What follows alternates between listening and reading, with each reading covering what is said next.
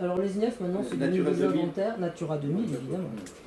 Après, il y a des liens de prise en compte, c'est-à-dire que par exemple, on doit prendre en compte le schéma régional justement de numérisation, je sais plus quoi, s'empile de façon absolument terrible. Bon, je ne vais peut-être pas tout vous dire, mais c'est vrai que c'est extrêmement compliqué. L'essentiel, c'est les plans sur notre territoire, c'est quand même les PPR, c'est-à-dire tout ce qui est les plans de prévision des risques naturels, sachant que le territoire, il est soumis à absolument le territoire métropolitain, tous les risques naturels qui existent. On a séisme, avalanche, inondation, incendie, glissement de terrain, enfin, on a absolument tout, y compris les submersions marines, qui est un risque nouveau, mais bon.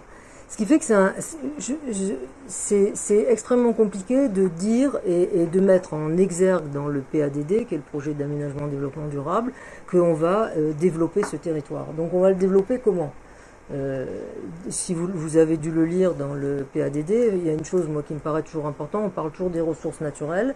La principale c'est l'eau, après alors on dit l'eau, il faut faire très attention, l'air, il faut faire très attention, je suis d'accord, la pollution, mais enfin chez nous, à mon avis, la plus menacée c'est la terre, c'est le sol, qui est une ressource naturelle, qui il se trouve dans le droit français, elle n'est pas publique, elle n'est pas partagée, chacun est propriétaire, enfin c'est que des propriétés privées, ou publiques d'ailleurs, mais enfin en tout cas on a un droit de propriété sur le sol, ce qui n'est pas le cas partout.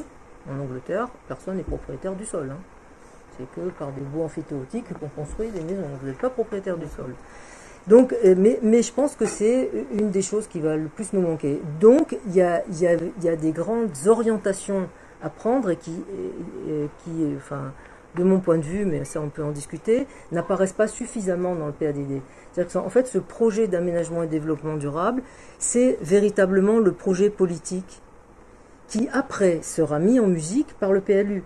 C'est-à-dire que quand on a une vision claire, une stratégie claire sur un territoire, mais ça c'est un projet politique, après, derrière, il y a la réponse technique qui est je fais du zonage, je vous mets des règlements dessus, je fais tout ce qu'il faut. Enfin bon, ça c'est le boulot c'est mon boulot.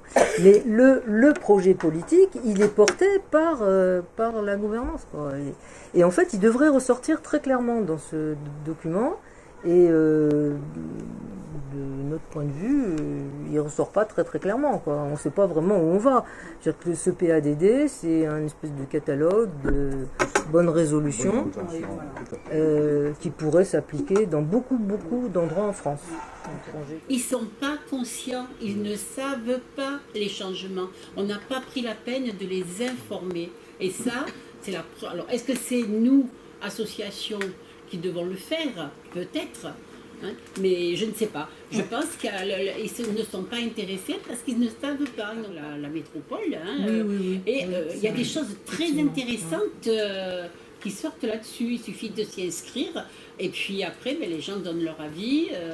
Aujourd'hui, c'était quelqu'un qui c'était sur le château et comment occuper les jardins du château. Sujet PLUM, il faut y aller. Et il suffit de le mettre. Qui s'applique à chacune de ces zones. C'est-à-dire qu'après, vous pourrez voir, moi, ma parcelle, elle est là, je suis dans une zone UDN, je sais pas quoi, je vais regarder dans le règlement, et on va m'expliquer qui s'applique à chacune de ces zones. C'est-à-dire qu'après, vous pourrez voir, moi, ma parcelle, elle est là, je suis dans une zone UDN, je sais pas quoi, je vais regarder dans le règlement.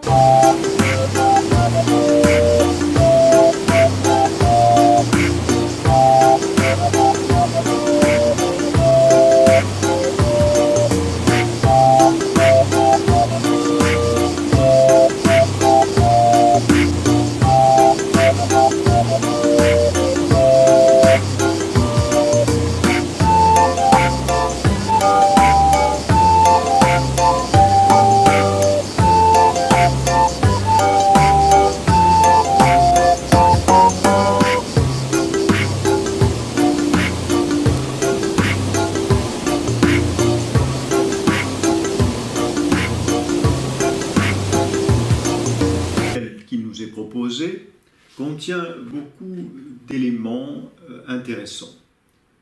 Peut-être trop. Ils font un peu catalogue. La colonne vertébrale du projet n'apparaît pas avec assez d'évidence ni de force. La concertation a pour but de l'enrichir et de l'éclairer. Et il appartient à chacun de s'exprimer comme nous essayons modestement de le faire.